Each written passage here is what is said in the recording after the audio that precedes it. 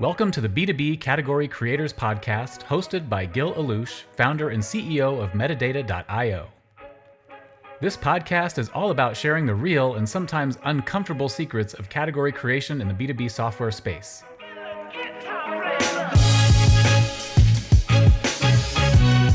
On this week's episode, we have Daniel Barber, CEO and co-founder of DataGrail, a modern privacy solution that brands rely on to build customer trust and transparency, and Andy Raskin, strategic narrative consultant to CEOs, helping both venture-backed and public companies align their teams around a strategic narrative.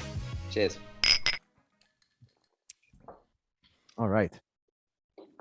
Happy Friday, everyone. My name is Gil Alouche. I am the founder and CEO of Metadata. This is the Category Creator Podcast. I don't remember what episode number it is, but I have with me Andy Raskin and Daniel Barber. Daniel, maybe we start with you. Maybe you can tell us briefly about yourself and your company. Yeah, sure thing. So, Gil, thank you for setting this up, and Andy, great to see you again. As you probably can tell, I grew up in Australia. Maybe don't hold it against me at this time of the day, but spent a bunch of time there, and lived in Europe for a little while. Did my MBA in Japan. Spent time in Michigan as well, and then finally made my way to San Francisco in 2011, and stumbled into a company called Responsus, which I was very fortunate to meet some great folks there, and that has sort of carried me through a few journeys. Did my startup MBA at a company called TowdApp in the sort of sales engagement base, and then advise a couple of other folks along the way as well in that category. But now I'm the CEO and co-founder of DataGrail, which is a data privacy platform integrated solution for modern businesses to build trust and ultimately do that through transparency. Looking forward to it. I'm sure we'll have a bit of fun. I bet. Definitely not holding the Australian against you. I think Australians are awesome. Also, I wanted to ask, where in Europe have you lived? So I was in the Netherlands, north of Amsterdam, about 3 hours, in a town called Groningen. So I was there for a year, right on the border of the Netherlands and Germany, and then lived in Düsseldorf for about 6 months. So spent almost 2 years in Europe, and then moved back after school. Very cool. And when you and I chatted for what I thought was the first time, we realized that we had like 7 million times connections between Data Nice and and Olivier, and so it was really cool. It was really cool to meet and learn about that. I think the Silicon Valley is very small. Maybe even Tech World is really a small place. So indeed, it's cool. So nice to have you here. Thank you for joining, Andy. I remember sitting next to you next to Gary Nakamura and Jeff Lunsford in 720 Market Street, and you building the positioning and messaging for Driven, Concurrent, later known as Driven. And it's been a long path since. So maybe you can spend a minute or two telling about your background and what you do today. Yeah, so I work with CEOs on strategic narrative, which, my view on this is, a category name is kind of like almost like a logo in that it's the way designers call a logo like an empty vessel. It's like something that we pour meaning into. And I think like a category name is something we pour meaning into, and we pour it into that with a story that we're going to tell about the world. And so I started thinking about this. So I was a startup founder. I started as a software engineer myself. A friend and I had an idea for an app. This was like late 90s, Windows app. So at the time, and of the two of us, I spoke English fluently. And so we decided I should write the business plan. So I wrote it, I sent it to a bunch of VCs, and the reaction was really bad. And one of them wrote back, Andy, I rate every plan I get on a scale of 1 to 10, and yours is a 1. And then in parentheses, he wrote worst, in case we thought maybe 1 might be the top rating. That's fantastic.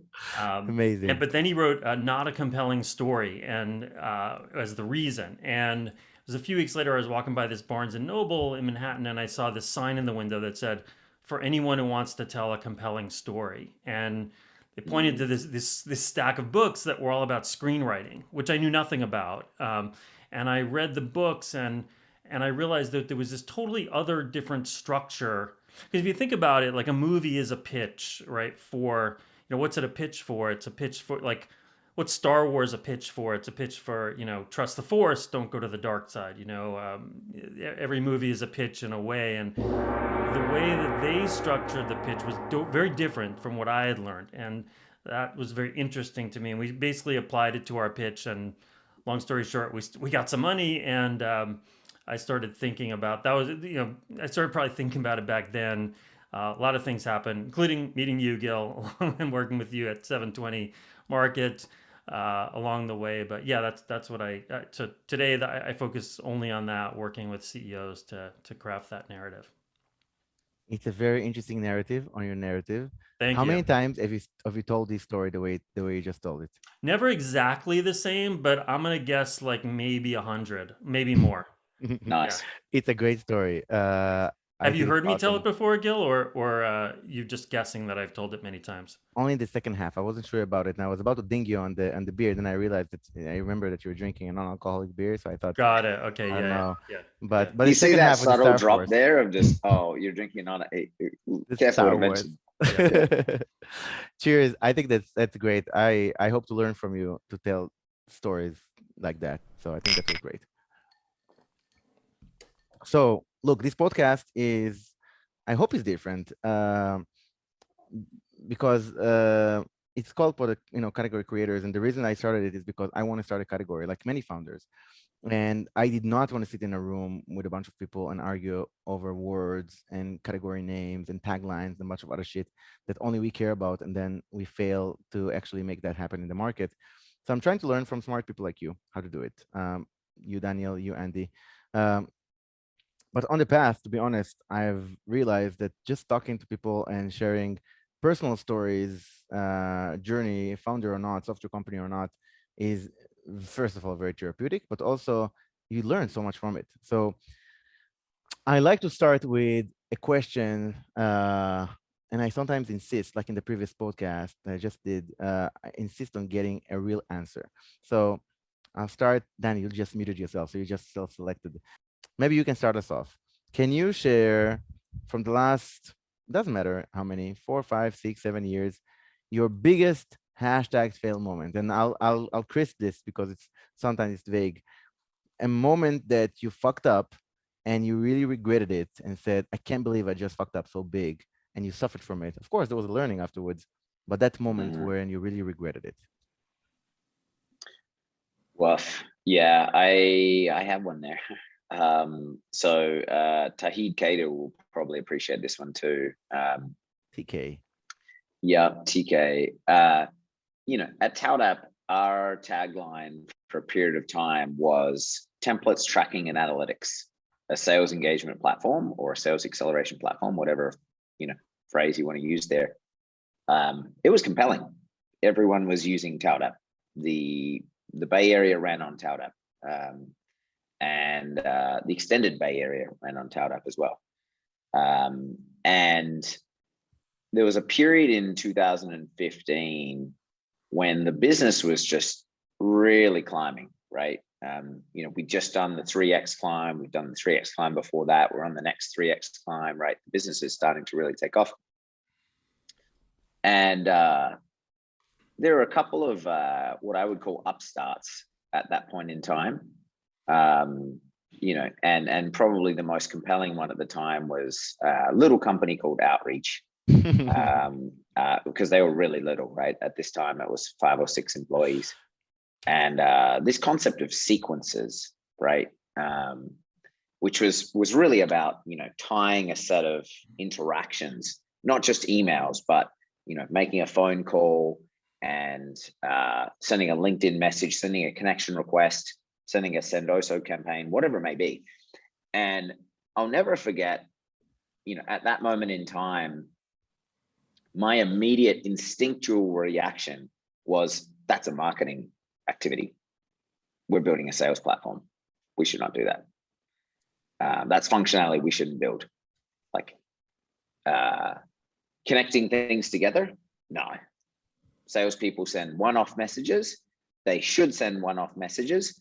So just my conviction was so strong on that statement, but obviously that's not what the market wanted, right? At that time, SDRs had started to figure out, well, I want to send and connect emails together.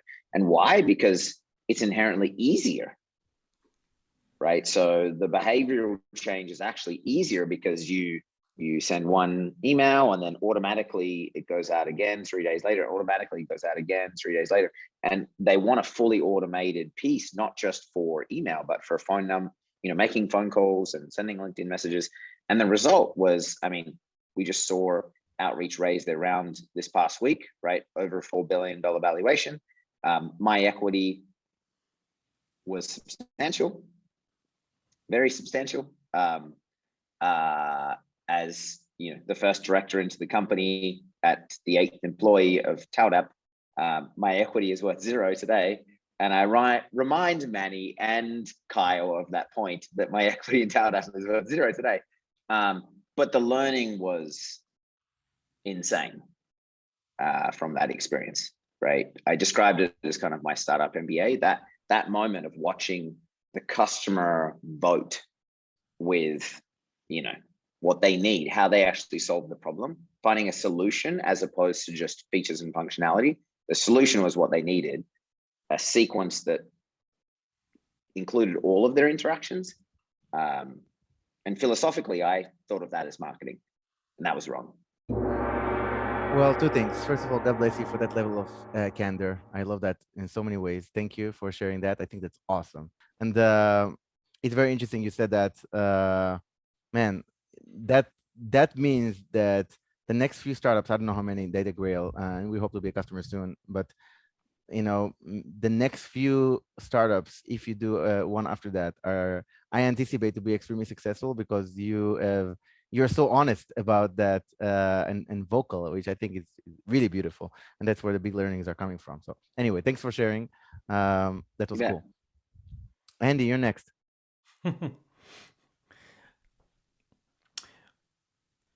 There are two big mistakes that I made. I'm gonna say two of them that I'm thinking about in the work that I've done. I've made many. It's hard to just sort of narrow it down to these two, but I think these two would be kind of interesting because they're related. So one was that when I started doing this work, I would accept the work if the CEO wasn't leading it.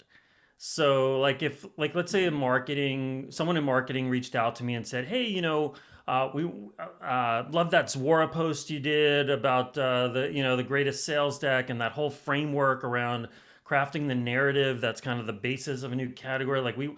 We want that.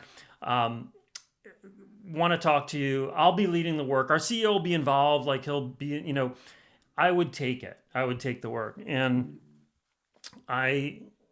a few years ago, I looked where were the really successful projects? Which were the ones where I can see the narrative, it really had an impact on the company. It was without a doubt where the CEO is leading it.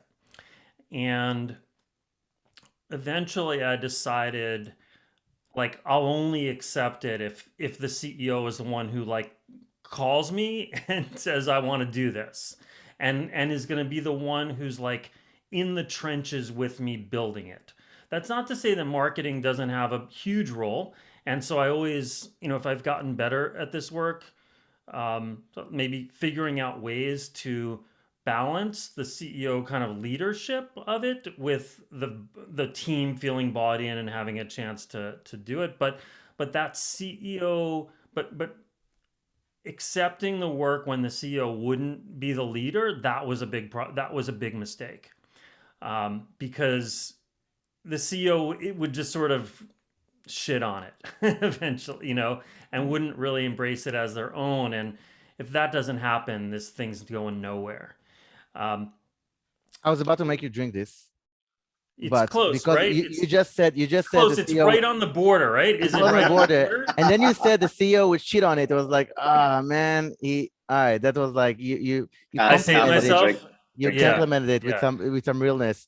You got to say, give us one example in which it was the CEO shed on it so big. Yeah. So this one's this one's related where, so when one way that I do this to try to balance those two is I work with the CEO one-on-one, but then I have them sort of pitch it to their team, and the team gets to kind of weigh in on what they think. And we go do this like a bunch of times. Anyway, this one, sometimes like someone on the team is like a real skeptic. Like they just hate it. And they really like the old, like they're just like so tied to the old way. And one time, this was probably about 9 months ago, I basically got into it in a group call with one of the subordinates of the CEO. Like I'm basically arguing with him for why this thing is better than the old thing, right? That was the dumbest thing that I possibly could have done because,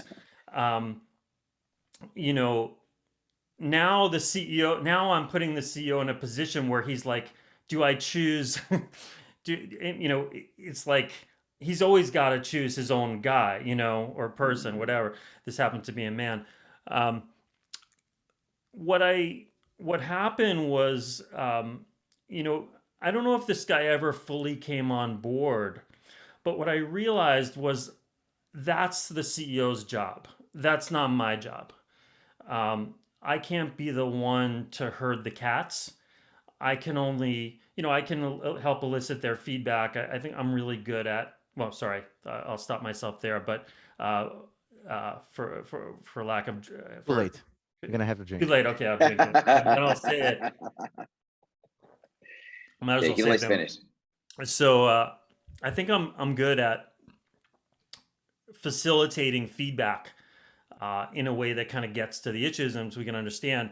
But I can't cross the line to comment on that feedback in any kind of judgmental way. That's the CEO's role.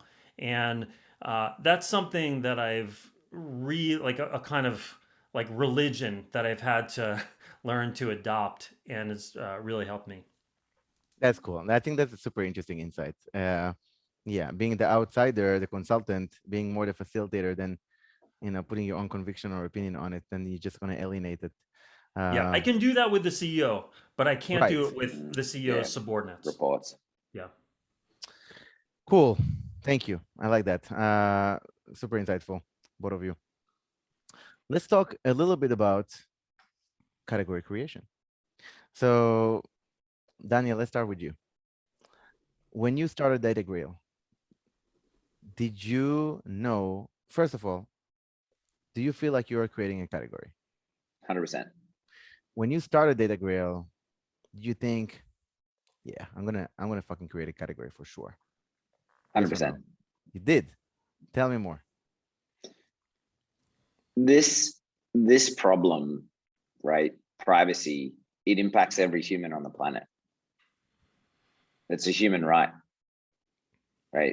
Meaning we as individuals have rights to how companies process our information. And if every human has those rights, then you have to look at the other side of the glass, which is, can companies actually fulfill those rights? Can they provide what you and I expect? And how would they do that? They can't, first of all. So even though the consumer has the expectation that they will, they cannot.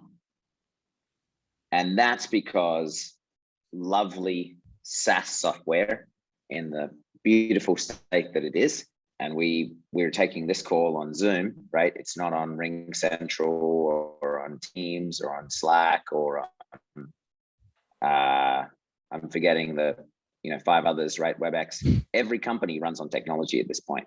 And so your information is in all of those platforms. And I can tell you, from a 50-person company to a 50,000-person company, there's no business out there that there's one person in the company that can say, okay, I know exactly the systems that exist in my organization that contain Gil's information. And so when you've got a disconnect between what a group of people expect and what a company can provide, there's a massive market opportunity. And this is not a group of people, this is every single human on the planet. So did I know that there was a category of privacy?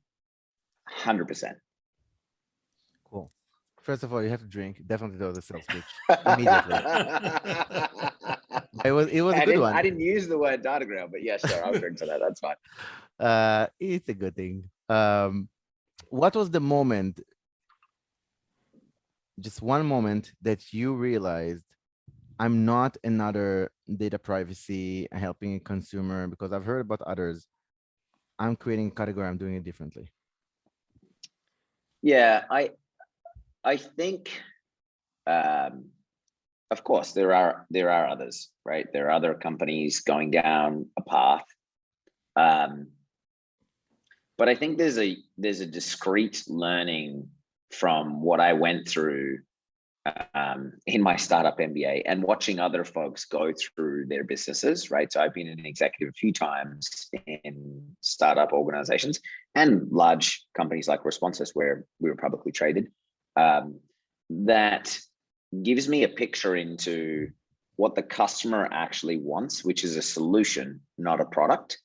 And I think if you actually look at all of the businesses that become category creators, they look towards what is a solution, not what is a platform or a set of features or functionality. Because in reality, like, you start a business trying to solve a problem. And I think many founders will start tinkering on something that's cool, but they won't have figured out actually what the problem is. And we spent a bunch of time doing that before we started the company.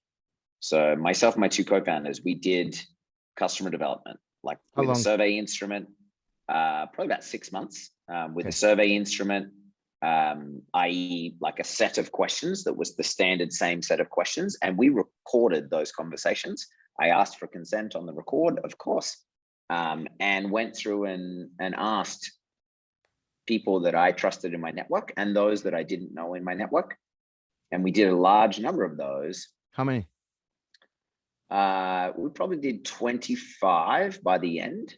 Okay, 25 customer service and development. Yeah. But here's the other piece that we did to validate at a larger scale to make sure. So I did a webinar to get the sample size greater than 100. And so this was definitely a little growth hack, right? So we did a webinar on, how prepared were people for the GDPR. And I did this with the Sales Hacker team, actually, with Max Altschuler and Sales Hacker back in 2000 and it's probably beginning of 18.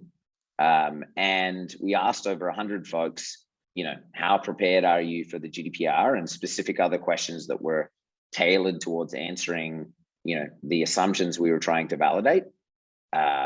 And so we got direct responses from over 25 people, and then also this extended survey instrument that, hit over 100.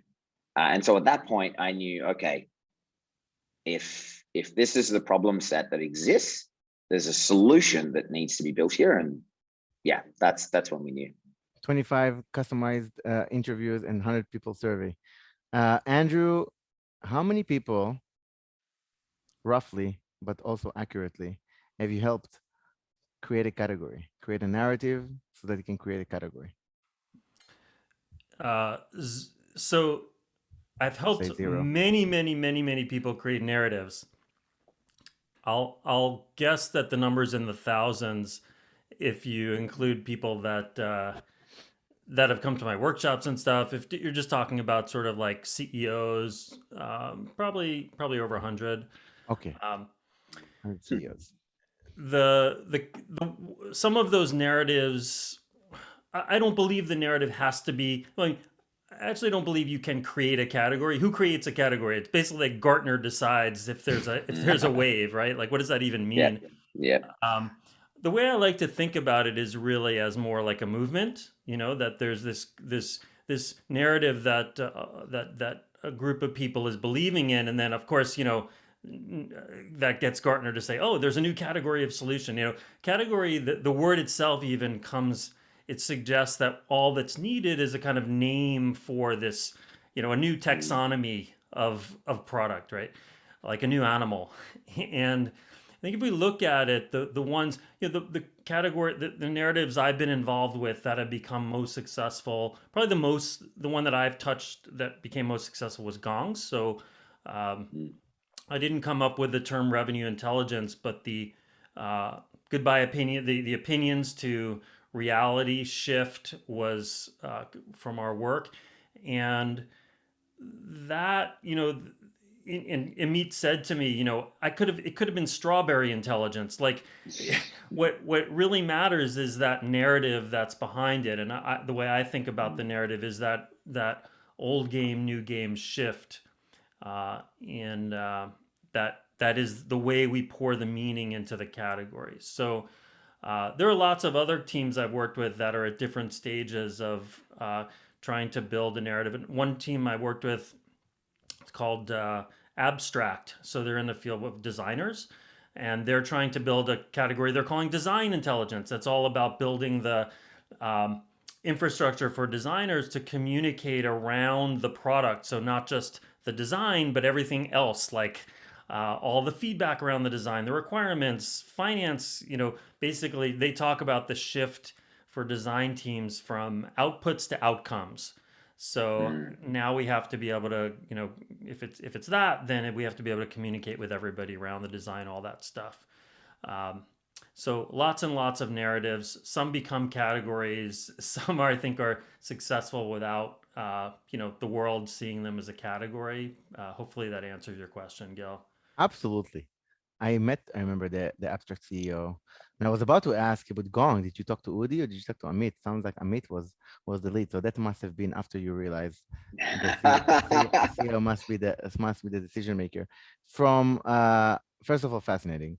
I'm interested to know from 1 to 10, how much do you think you had influence over Gong's demolishing, creating the category and dominating it, the revenue intelligence category?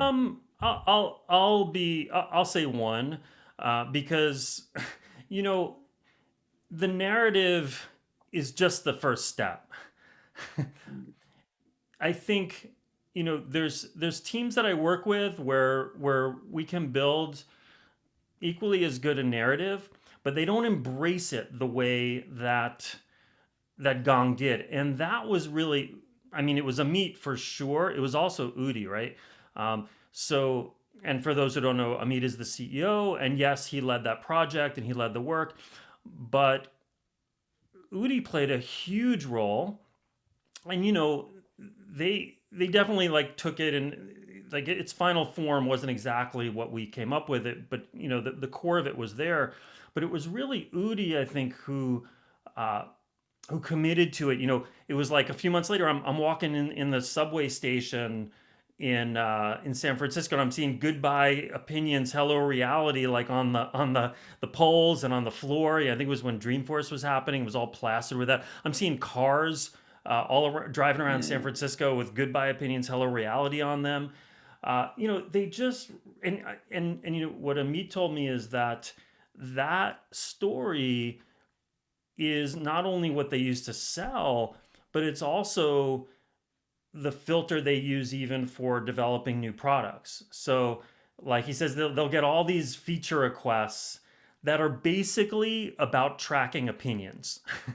And they say no to those. So they'll only say to the ones that are, hey, is this getting us more to a view of reality? And it's a simple high-level filter that I'm sure they have more complicated discussions than that. But in a way, it's the simplicity of it that makes it work.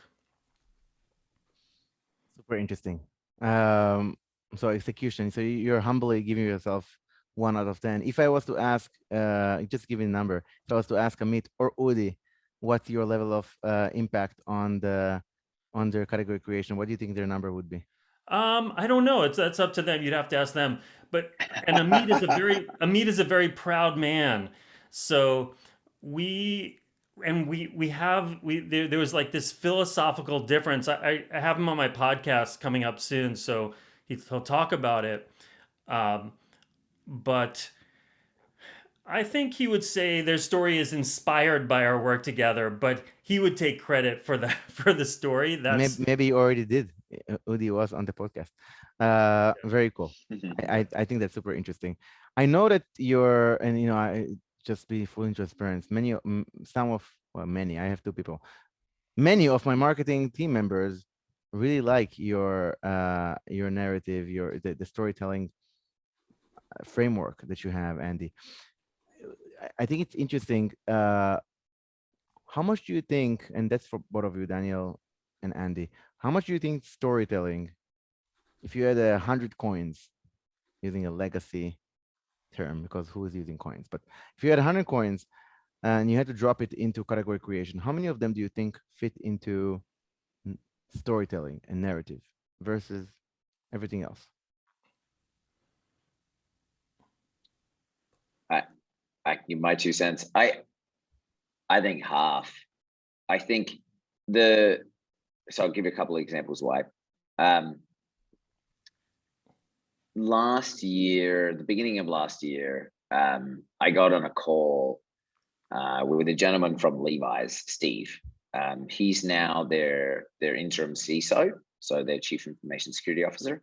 And I'll never forget the conversation because my co-founder and I got on the call, and we had heard this concept that drew us in, right? Which was this concept of like continuous compliance, right? Or sustained compliance. So the Forrester analyst that we were working with used this concept of sustained compliance around privacy. And so we latched on to continuous because that just sounds like, it implies all regulations going forward, you'll be continuously compliant. And so we get on the call with Steve, and we've got our narrative, our story, and we start going through the message. And we said, so Steve, DataGrail will help you with continuous compliance. And about 5 minutes in, he said, okay, this is great, Daniel, but how does it help me sell more jeans? And I sort of paused. I was like, well, thinking, on the spot, I have no idea. I was like, I don't know, Steve. If you're compliant, maybe that helps you get more jeans. I had nothing, right? Like literally that moment of like, I've been there before as founders, you've been in the position of no response, right? You have nothing. I had nothing. I got off the call and I looked at my co-founder. I'm like, yeah, we definitely bombed that call. It's like nothing there, right? And his response back to me was like, look, we're Levi's. We don't care. We just pay the fines. We're a publicly traded company. But so that got me sort of thinking, right, of like, how does this work? Like, what is the bigger narrative that's actually happening here? And it's actually about trust, right? And so like, without going into a pitch and without getting caught to drink wine, what I'd share there is like that narrative has changed to now we're talking about a much higher level business objective. And now we can latch on to something that is in someone's 10K, right? Because trust, the three of us don't trust companies that we work with, right? Trust permeates through governments, businesses, all parts of our society at this point, particularly businesses. And so that's a much bigger business sort of objective. And so as a result, now we're talking about risk. And so, the number one thing that the folks at Levi's can't afford is to be on the front page of the New York Times. So Daniel, is it fair to say that you learned the reason you say 50% or 50 cents, although you say 2 cents, but 50 coins, is because that question prompts you to always have an answer. What's the major reason? Have a word, have an answer, have a response. Why do they care? Trust is that word, and that is for DataGrail for you, for DataGrail. Yeah. That's your narrative. Yeah, and I think like, how was that permeated through the company? You can see it on our website. You can see it in our materials. You can see it in my description of what we do. You can see it everywhere. Has it changed the business? 180. It did. Okay. Are you working with Andy on strategic narrative? No, we could be. Although He's really expensive though. I think it's like $1,000 per hour, if I'm not mistaken.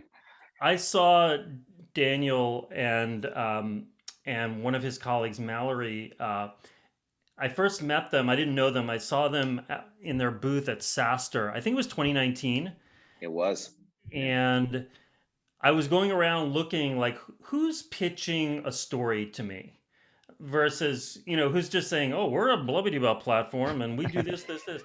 And they were, I wrote a piece about it, and they were one of the very few that I kind of highlighted in the piece who are already doing that. I don't think they had this full thing around trust sort of fully baked yet at that point, but there was something there that I could see already.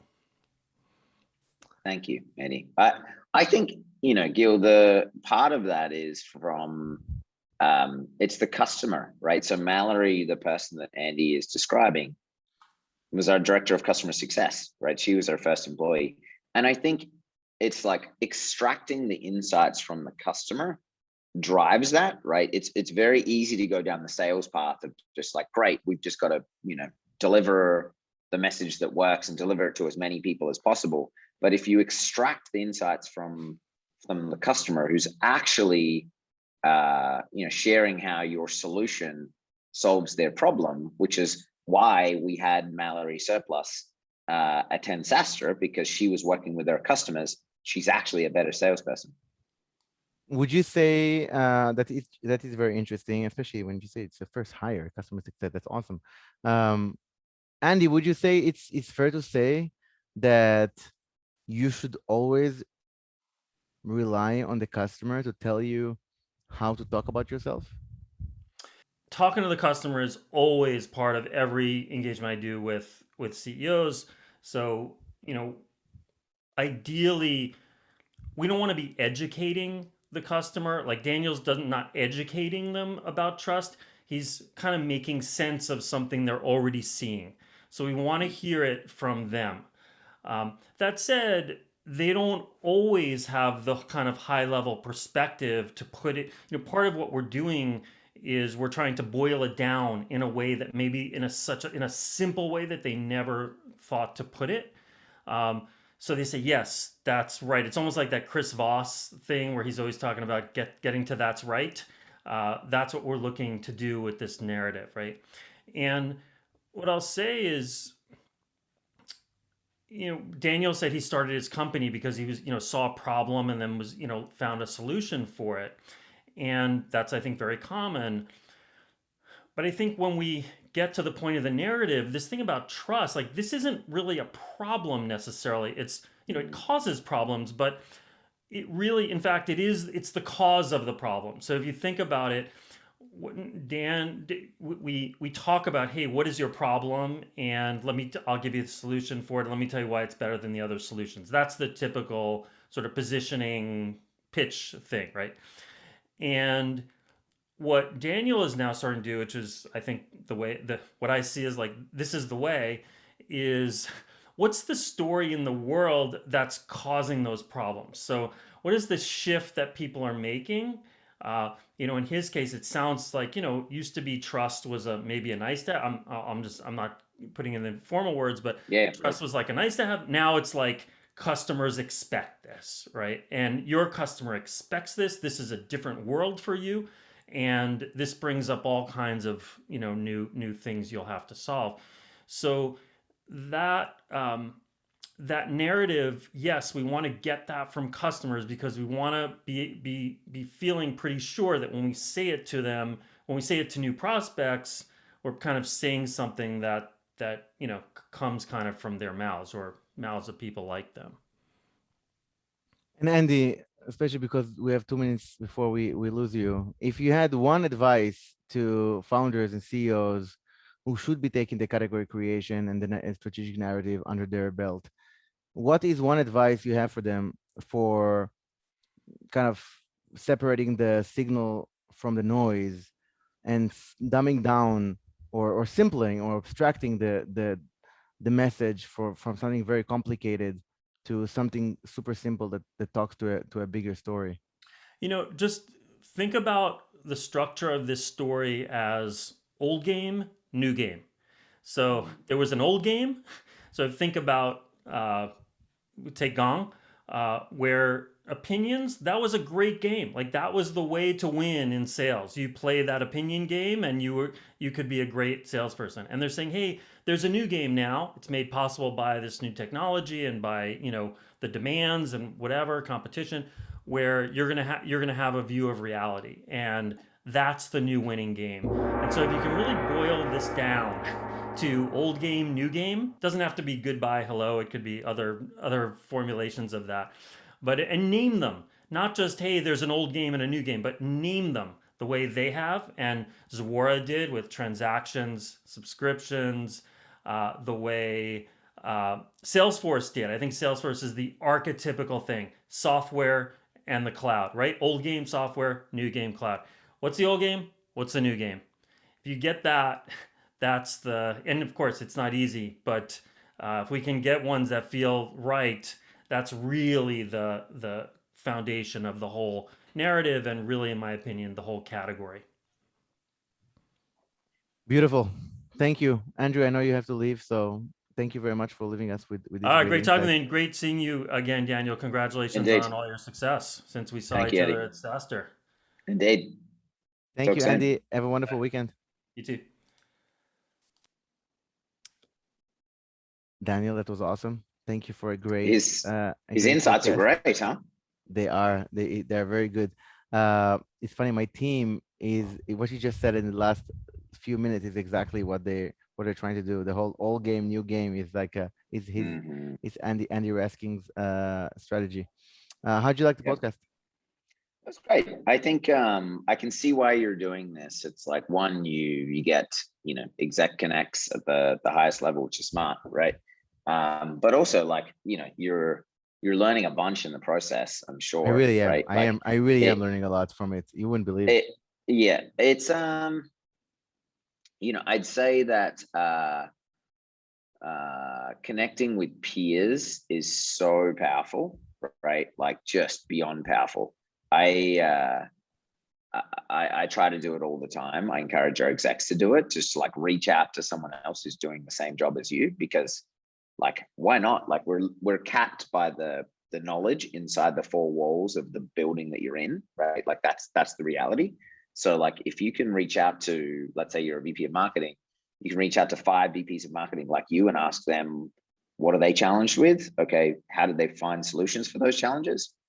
Like, oh man, you accelerate your learning 50-fold. Absolutely. I completely agree. Olivier at one point told me, maybe it was like a year and a half ago, he told me, like, really, you should connect more CEOs, like spend more time with other CEOs. And I think he was 100% right. Oh yeah. First of all, truly it's therapeutic. I think it is fun too. It's great. It's more than fun. It's like, shit, you've been dealing with the same problem. Like, it's really nice to hear how you dealt it's lonely, man. It's really lonely. It is really. So I completely agree with what you said. And then it also helps you work on the business and not in the business. Yes. Which is where we get, magic happens. Magic happens. Daniel, you're very kind. I love that. I love your energy. I really enjoy it. This is part of the podcast, by the way. I'm going to definitely keep that recording and tell it to anyone, because I think that's one of the beautiful things about founders and CEOs. You just say the way it is, and you're willing to share it and be vulnerable. The way you shared about outreach, I think it's beautiful. I really did. I really appreciate it. So I think look, like, we're all learning at this, right? I was giving someone some advice yesterday. I was like, look, if a CEO says to you they know exactly what they're doing, they're 100% lying. Bullshit. Right? They're doing 100%. They're doing it for the fifth time. Yeah, still, even if they do it for the 5th time. Yes, there's still learnings every single time. So, like, the idea that you're an expert at what you're doing is like, that's silly, right? That's really silly. You're making mistakes. The thing is, how do you make them as fast as possible and reduce the risk so that you mitigate most of the downside, right? Like most of what we do is just risk mitigation, like the whole time. Like you do testing and you just figure out how can you test while also like reducing risk, Without right? dying. Like, yeah. Love That's that. it. Yeah. Well, it Cool. was a pleasure. I really enjoyed having you. Thank you very much for your wisdom and sharing it. Cheers. Have a wonderful rest of the weekend. You too. You should get a metadata. I should get a glass. metadata. You know, I've Look, upgraded. I look. used to drink from these kind of mugs, and the team told me like, Gil, this looks really Oh, ghetto. Like, yeah. please stop with that. So I stopped, and this is like an That's upgrade. great. But I will Yeah. I will go to the Look, next stage. it's cheap. You just, I should do it. Yeah. Daniel, have a wonderful weekend. Great seeing you. You too, mate. Yeah. Thank you, sir. See ya. Bye. Thanks again for joining us. I hope that you enjoyed today's discussion and will tune in again. Find all of the B2B Category Creators episodes at Metadata.io. And if you have any feedback, topics, or would like to be a guest on the show, please reach out.